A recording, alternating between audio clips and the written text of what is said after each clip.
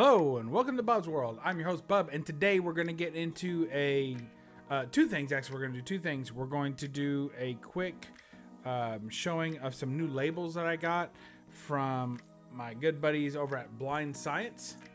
So we're going to show these off real quick, and then we're also going to get into our my comic haul from the FrankfortCon in Frankfort, Kentucky.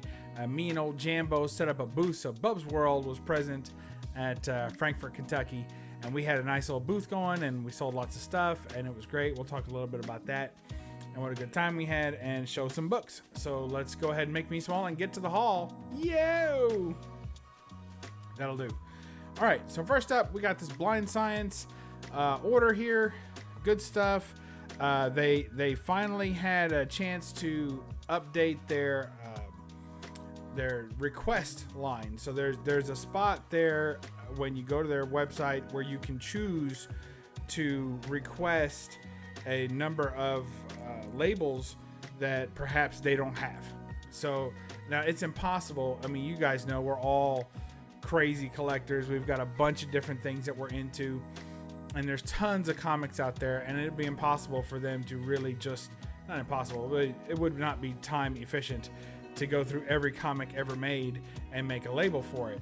However, as people request labels to be made, they go ahead and make those available to the general public afterwards, so then everyone has a chance to get that label. So it works out well. So whenever the feature is open, I think when the creators have time to make new ones, then they open that feature up. I was lucky enough to get in on there thanks to the owner and everything, so worked out well. So I'm going to show you the ones that I got. Now, I'm not going to use, actually I'm probably going to use all of them except for maybe one. So that's what I'm going to do. All right, so starting off, I requested, this is in alphabetical order, which is how they were printed. So first off, we have Cave Woman. I requested because there was not one. And look at those great choices. So all three Bud Root art. And of course, the third one is a further away shot of the second. So I think I'm going to use probably two of those, maybe three, and just space them out because my Cave One collection is very big. So I want to make sure that that's gets spaced out. Then Dick Tracy, don't mind that. I did that myself. I got my hand wet, whatever. When I touched it, my thumb was wet. So I did that. And they make a laminated version, to which I would assume this wouldn't happen. So, but you got to be careful not to get these wet. They're kind of like photographs. So Dick Tracy I asked for. There wasn't one. I was going to use the blue one anyway. So that works out. And then I don't know if I'll use both, but I might. I might use one for the Harvey run and one for in my Super Comics. That way I can just kind of find it. So that'll be interesting. So I might do that. And then also I got Jungle Comics. And he made me two different versions of it, but I like them both. Interesting that there's not a Jungle Girl on those, but that's okay. And I asked for Planet Comics, and what's awesome about these Planet Comics is that they're three different volumes, and I have all three of these volumes. So that's going to be nice. So I'll actually get to use all three of those separated by volume. Super pleased with those. And you're welcome to all the comic collectors out there who, because I know a lot of Planet collectors, especially that issue right there. A lot of people have the Dave Stevens cover. So I hope you all get to take a look at that. Sensation Comics, I think he already had, but I didn't have one, so I ordered one. So he threw that in. Shanna the She-Devil, there was not one. And what's awesome about this is that this represents a couple of different volumes. So I will be picking those up for sure. I have this volume that represents, and I definitely have that volume. That's the Frank Cho volume. So glad for that. And there was no Sheena, which I found surprising because there is a current run of Sheena, and there have been lots of runs of Sheena. So I'm surprised that there wasn't one of these already, but that's okay. I'll bite the bullet and be the one that asked for it. So again, same way. I have this run, I have that run, and I think I have that run. So we will be using those, probably all of those. So all but maybe one of these, because I think that's the same run. And I do not have this Sheena run, so that one I won't be using. I used to have it, but I got rid of it. So Swamp Thing I just needed. He obviously had Swamp Thing already. I don't think he had the Tick, and what was interesting is he just made one. So if you like the Tick, this is what you got. So I think that was also one that I requested, but it's a good one. So that's it. That's the Blind Science portion. So if you guys like these, they were kind enough to set me up with a link for my subscribers. So down below, there's a link. I don't remember what the percentage off, 10 or 15% off. So go ahead and put that in the comments below. In their website. And then the coupon code as you're checking out, you can put that coupon code and get a discount. So thanks again to Blind Science for that. Very cool stuff. Loving it. So on to the haul from the con, and we'll move through these pretty quick. And just so you know, there's a huge grail at the end of this because it's a personal grail. And for the first time, my strategy in going to these conventions and setting up tables and selling books worked. And that was that I would show up, sell a bunch of books, as many as I could sell for the day, and turn around and use that same money to purchase one big book at the convention that I really, really wanted. Maybe two big books, you know, if the pricing worked out. So that's the idea. Take a large amount of books and consolidate it into just one or two big books that are more difficult to find elsewhere. The problem is a lot of times I'm looking for Golden Age books or bigger keys like that, and they may not be available at a convention. So the last time I did this, I walked away with no books that I purchased. You know, I mean, I got some books from Jambo, but that was about it. I didn't buy a big Grail book because there wasn't one at the con. But this time there was. So stay tuned to the end for that. Jambo was kind enough to we exchanged a couple of gifts. So here's Greg Horn's sketchbook 2002, signed and numbered by Greg Horn, 535 of 1000. This one is. And pretty good stuff. This whole book is fantastic. So highly recommend that. If you guys don't own a copy of that, rush out and get you one. They're awesome. Thank you to Jambo for that. Elvira's House of Mystery he gave me. Number one. It's funny because I've been offloading my Elvira House of Mystery comics at the convention. He was like, aren't you going after this run? I said, actually, I'm selling this run off. But I never did get number one. So I'd like to keep number one. It's kind of a key. So I'm going to keep number one, and there were a couple of other issues that I pulled out and kept for myself as well. And then he let me choose between two books that he had, and I chose this one, Jungle Comics number 139, with a great Kanga. Look at that. I forget what her name is, Rula maybe, or is it on the back? Camilla. So very cool. Digging that. Some Golden Age. All right. So thanks, Jambo, for that. It's kind of an A-OK. I don't know what you want to call it. I brought some stuff for him. He brought some stuff for me, and we traded off. All right. So next, at one point, I went kind of searching through some dollar bins while I was there. So I picked up Jay Werner Presents Classic Pulp Robots. The nice Bender cover. That is killer. I love that. Nice Schomburg airbrush. Oh, man. That's beautiful. I'd love to have the real one. I don't really get into reprints, but where this is kind of a collection, I thought it was kind of cool, so I went after it. Then also, I've kind of pulled away from a lot of Alex Ross, but the Alex Ross Rocketeer run is fantastic, and I think this completes my run, so yay for me. So there you go, Rocketeer Adventures number 1, the Alex Ross cover. Very cool. And I think there's 4 or so of these, and they're all just fantastic. And this guy had this. I never saw this before. Sham Comics Golden Age Classics with a warped perspective. So they take like Golden Age books, you know, stuff that's in Creative Commons, and they just and they change the words in it. You know, it kind of reminds me of something Stan Lee did with the Monsters some time ago, obviously, and where he took like classic movie monster stuff and replaced it with funny sayings and words. So it's similar to that. And this one is okay. I read through it. It's from Source Point Press, and it's okay, but it wasn't great. Now there's a couple others that have better covers, and maybe I'll seek those out. But it's okay. So, all right, next we've got Marvel feature number 1, Red Sonja. So there was a real nice dealer at the convention, super sweet guy, and he kept coming around and talking to me and saying hello, and I said hello to him several times. So, you know, finally I thought, end of the convention, I'll go talk to him and make some deals. And so I bought this off him. Jambo laughed and said I was a closet Red Sonja collector. Not that I'm aware of, but that's okay.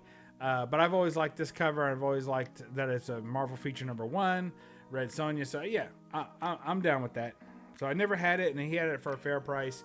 So we worked something out.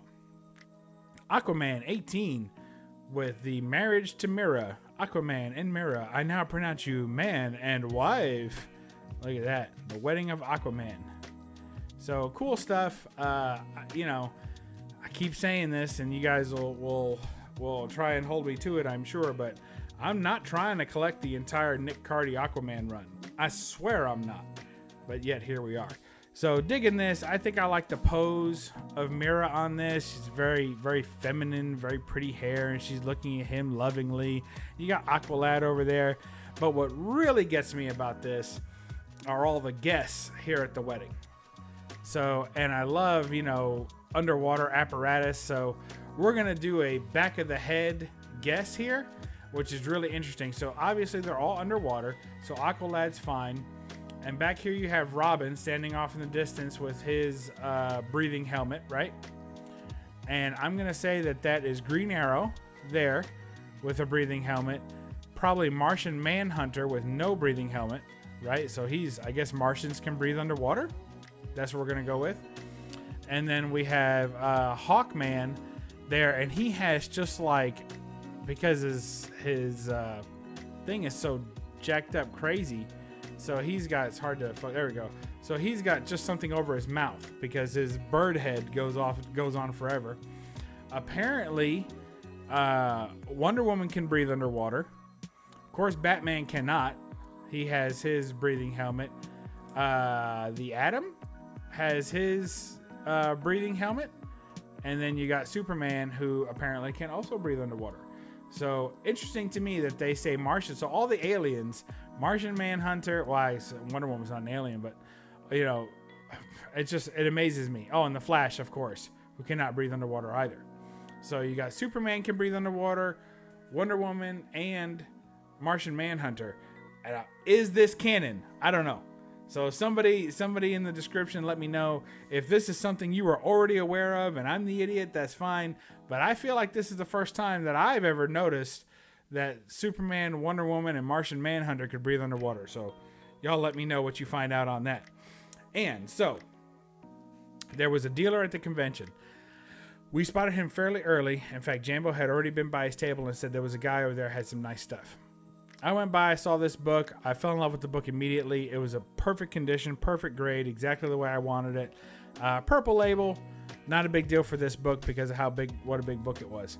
The guy wanted, honestly, a fair price for it. Was surprisingly a fair price because there were several books on the table that I didn't think were very fairly priced. But, you know, whatever. You want to keep the book, keep the book. You want to sell the book, price it. So, but this book here I thought was a pretty good price. I didn't want to pay that, of course. I wanted to work down a little bit, so we worked out a deal. It took 30 minutes to negotiate this. Jambo got a book, I got a book, and I did all the negotiating and paying and got it done. And so here's my grail. It's a Wally Wood book, Strange Worlds #5. I've been after this book for years, and honestly, I've never seen one in person. Now, that doesn't mean that I haven't had the opportunity to buy them before. I've tried to buy them. It's not like it's a ghost book. I've tried to buy it on eBay. I've tried to buy it on mycomicshop.com auctions. It has popped up from time to time, but it always sells for ridiculous money. And it's not that it's not worth it. It's just that it's hard for me to spend that much money on one book because there's so many other books that I really like.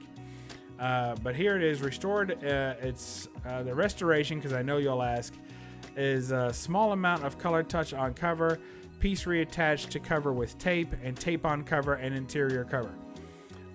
So you say, well, Bub, it's purple. What purple are you good with? I'm good with slight color touch as long as it's slight. Now, if it says large amount or just color touch or large amount of color touch, I don't like that. I'm good with anything reattached with tape. That doesn't bother me at all. In fact, normally that wouldn't even get purple. So it's the color touch that drives the purple label on this. So Wally Wood and Joe Orlando cover here. And the only thing restored that I really can't get behind is pieces added. Or any kind of like, you know, and I know a lot of people like that, you know, where they put the water pulp and all that stuff. And I like that too. I do like that for a really big, like an Action Comics 1 or, a, you know, something like that, or a Tech 1 even. So stuff like that, I'm totally good. If it's something from the 30s and you got to add pieces to the book. But if otherwise, I'd rather have the book in as much original condition as I can get it and not add a bunch of pieces to it. Like it doesn't look good to me. But anyway, here you go. Strange Worlds, Astounding Super Science Fantasies, Wally Wood and Joe Orlando. This book is tough to find or tough to acquire because it's got that great Wally Wood slobber monster.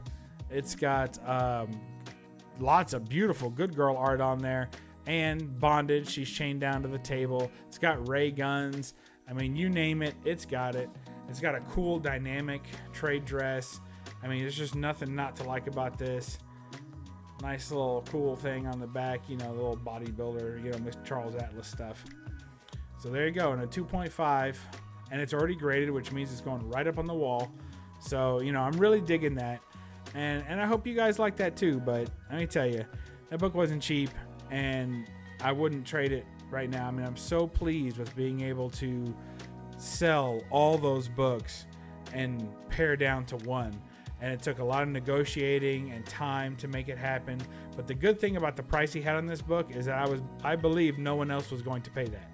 Like, because it's just one of those books that you don't see Golden Age collect. It's funny because I can fill a wall with Golden Age books and nothing. Now, I always go to conventions and ask dealers, like, you got any Golden Age? Nah, I don't got any Golden Age. I'm like, why don't you have any Golden Age? Or they'll say, I have a ton of Golden Age at the shop. I'm like, well, why didn't you bring any? And they said, because it doesn't sell. Golden Age doesn't sell at conventions. And I'm like, that's funny, because every time I go to a convention and I find someone who has Golden Age, I buy. So how could that be, right? But that's the excuse I always get. And so it's hard to buy Golden Age at a convention. Now, there's some conventions that are set up just for it. You know, I understand BalkCon, which I've not been to. I understand C2E2 is good for Golden Age. I've not been there. I have been to Heroes Con in Charlotte. That one really was good for Golden Age. I bought some there. And so sometimes things like that happen. And then if you go, you know, Lexington, the place that is closest to me, the biggest con closest to me in Kentucky, they usually don't have very much Golden Age. But I have got lucky and found a dealer that had a lot of Golden Age and bought there before. So it's at least hit and miss as opposed to just always miss. But the small conventions are almost always no Golden Age available. So to be able to find, this guy only had like 12 books on the table. So to be able to show up and then pick out this book and it was there and it was already CGC slabs and already purple. And I mean, it couldn't have been any better. So I picked it up. You can barely find the color touch on it. It's very subtle. It's not gaudy or ridiculous. I mean, sometimes somebody will be missing a face and somebody will draw a face on it or something crazy like that. And they'll call that color touch or pieces added and stuff. So anyway, it's perfect. It's just the way I want it. It's going up on the wall. And we're going to enjoy it for a long, long, long time. So that's it. I hope y'all enjoyed that. We'll be on the lookout for Jambo's video. I'm sure he'll film something to show off the books that he picked up. There'll be more videos coming from me. I'm settling in. I know I've been away for a little while, but I got a new job, and this is now my home office. So working from home, which is awesome. And so everything's going well for me. I didn't fall off the face of the earth or anything like that. But just had to pull back on social media, so gonna try and make an effort to get back into it, and you'll see some more. I've got so many books to show. I got probably a short box and a half of books to get through to show you guys, and that takes a while. So probably gonna throw out some of the more frills and such of these videos just so I could get them posted and out there. And then once we get caught up on this backlog of all these books that I've been collecting that I get to show you all, which is fun, then we'll go back into the regular frills and bells and whistles of old BUBSWORLD. So be on the lookout for that. All right, we'll catch you next time in BUBSWORLD. Remember to read a comic, And don't apologize for the glare. Bye-bye.